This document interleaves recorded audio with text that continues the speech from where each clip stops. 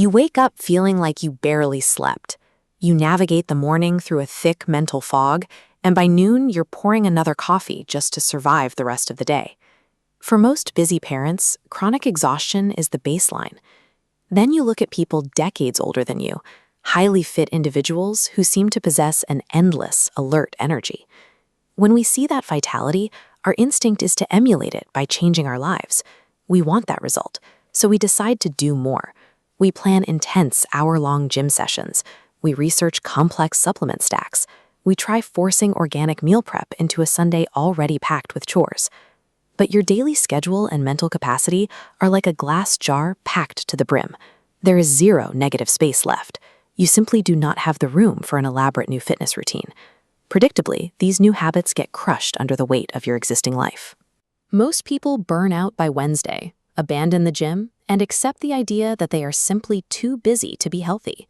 But there is a different possibility, that your exhaustion isn't a result of the habits you're missing, but a direct consequence of the subtle, destructive routines you're actively maintaining. We navigate a culture engineered for continuous consumption. From the food we buy to the media we watch, the default behavior is to keep taking things in. This creates energy sabotage, a state where our common daily comforts actively destroy our biological baseline.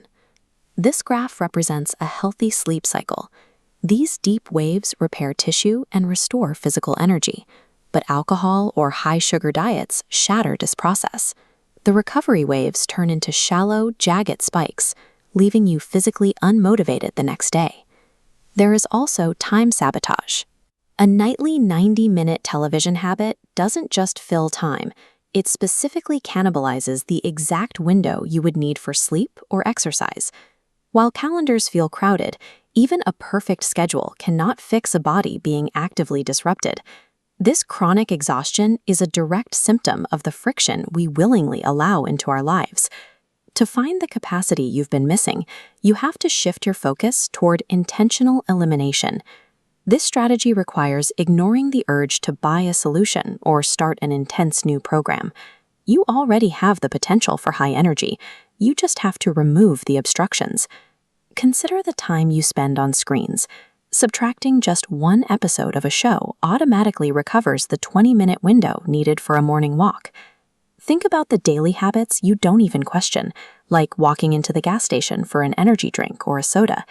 Simply stopping that single habitual purchase removes a major source of biological friction. By removing these habits, the time and energy you previously struggled to find begin to reappear on their own. Breaking away from normalized, comforting routines is difficult. Your brain is wired to crave the habits you've already established. Eliminating sugar at a social event is hard. Dealing with the initial cravings when you give up a nightly drink is hard.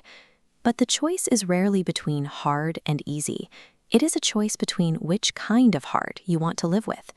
Saying no to a habit today is difficult, but losing your mobility and suffering through decades of chronic brain fog because you couldn't take care of your body, that is a much more severe form of suffering. This body is the only one you get to navigate this life. Choosing to subtract the things that damage it is a practical commitment to staying mobile and present for the people who rely on you. You don't need to overhaul your entire life this morning. Just identify one small habitual source of friction and subtract it this week. These micro-subtractions prevent daily sabotage. Over time, they compound into a baseline of sustainable energy, mental clarity, and physical freedom.